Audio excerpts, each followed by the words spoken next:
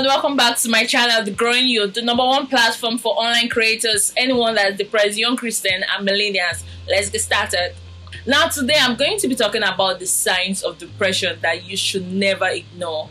If you know you're experiencing any of these signs, please make sure you talk to someone, maybe a professional. I actually went online to read about depression because I wanted to give you a definition that is going to be cut across different types of people, different kinds of people, because I know depression and these signs are not tailored to like everyone. Different people goes different kinds of depression, they have different signs, they react differently to it.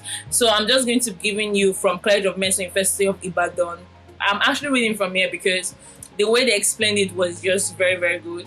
They said a mental health disorder characterized by persistently depressed mood or loss of interest in activities causing significant impairment in daily life. When I read it, I was like, yeah, like this is exactly what depression is, because these are like some of the things that I experienced when I went through depression. And I just want to give out the signs. Please, if there's someone that you think might be depressed, share them this video so that they recognize it quicker and they're able to actually find better and faster treatment than them discovering it later on. As I said, depression is not where you need to be. So these are 5 signs that if you're experiencing them, please seek treatment. Please try to speak to someone. See a therapist if possible. Okay guys, let's get started. I think the #1 thing, like the sure sign to look out for is this, because I actually believe it that is the foundation to depression, and it's self-loathing. Self-loathing means self-hatred.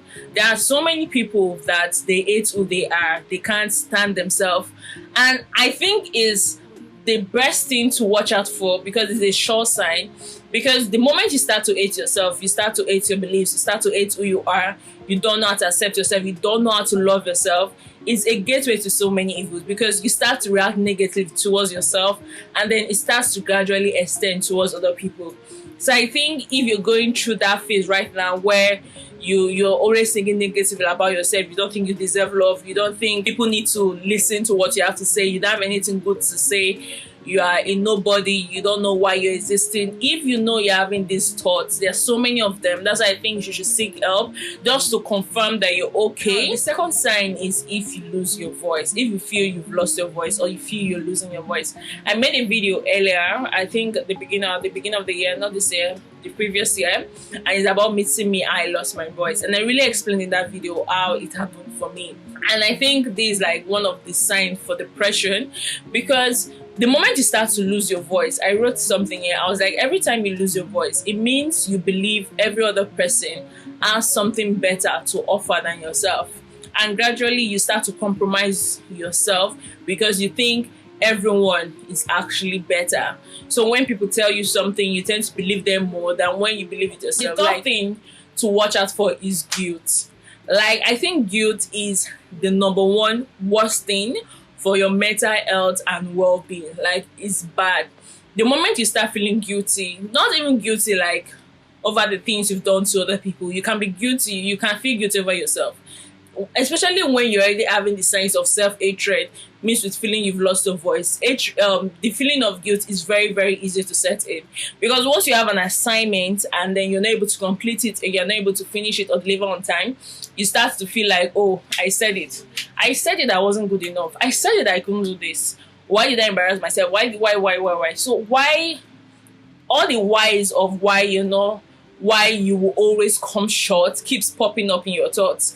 So it's really important that the moment you start to feel guilty over every little thing, you start to seek help for it, because you should be able to come to the place where you're actually able to forgive yourself and love yourself enough to let go of that guilt. You know, so 4 is actually withdrawal and fatigue.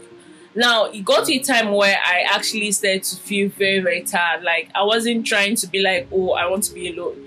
Like, when I was with other people, I just felt emotionally drained, physically drained. I was just very, very tired all the time. Like, you don't have the energy to spend time with people. You don't want to spend time with people. You just want to be alone with your thoughts, crying. And so I think the moment you start to feel very withdrawn, very fatigued, please see someone. The 5th thing is suicidal. Once you're at the point once you're at the point where you're beginning to get suicidal, please just stop this video. Stop what you're doing and go get someone that will not laugh at you. Go get someone that is reliable.